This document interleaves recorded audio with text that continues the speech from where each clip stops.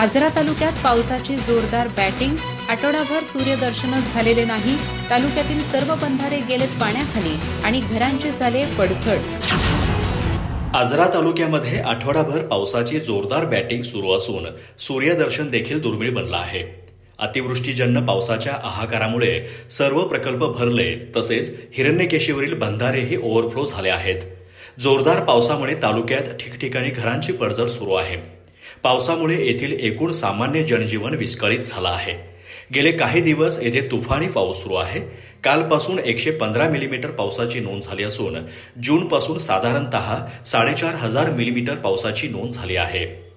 यामुळे येथील सरपनाला, चित्री, चिकोत्रा, आंबेओहळ आणि उचंगी प्रकल्प पूर्ण क्षमतेने भरून ओसंडून वाहत आहेत।